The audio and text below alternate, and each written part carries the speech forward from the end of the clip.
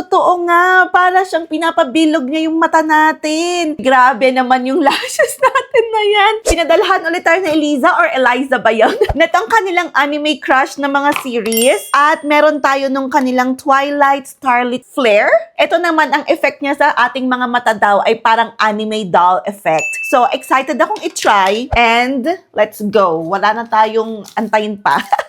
Again, ulit-ulit akong nagsasabi sa mga hindi pa rin marunong maglagay ng mga cluster lashes. Ito pala yung mga glue-free lashes natin ha. So, mayroon na silang mga sarili-sariling mga glue dyan. Ayan, kung nakikita ninyo, okay? So, again, going back, kailangan naka-curl ang inyong mga pilik mata bago kayo maglagay ng cluster lashes para mas maganda yung lapat ng mga cluster lashes ninyo, okay? Very important tip. At kapag nagme-makeup naman kayo, mas magandang ilagay nyo muna yung mga lashes ninyo bago kayo mag-makeup para hindi malagyan ng residue yung inyong mga lashes.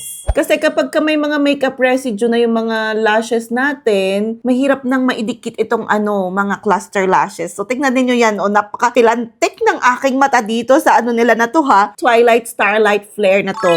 Uy, grabe naman yung lashes natin na yan. Ay, totoo nga. Para siyang pinapabilog niya yung mata natin. Itong side na to, tignan niyo parang mas bilog na bilog yung mata ko dito compared dito sa wala. Tapos parang anime look talaga yung mata natin dito, dear. Uy, ayan o, tignan niyo parang bilog na bilog talaga yung mukha tuloy. Yung mata ko dito compared dito. Ang effect do kasi nitong Twilight Starlit Flare nila na Anime Crushes na edition is gagawin niyang mas malaki at saka mas rounder. Kasi yung mga anime kasi pabilog yung mga mata nila and I like this one. In fairness ha. Wait, pakita ko yung side view. Okay. Ayan siya guys. So ganyan yung kanyang side. Ito yung wala ha. Diba? It's pretty. Ang gamit ko dito mga dear ay itong Twilight Starlit Flare ni Eliza. Yung kanilang anime crushes na series. Again, ilalagay ko lang itong isang ko ha. Eto na!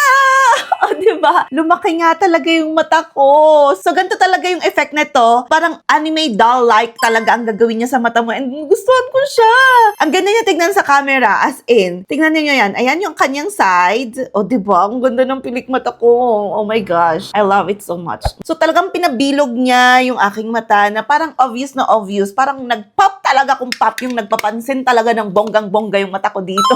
Nagustuhan ko siya. So, if you want it too, ilalagay ko na lang dyan sa baba kung saan makakabili. Again, Twilight Starlit Flare. Ito na style sa kanilang Anime Crushes na edition. I love. Bongga siya. I like it.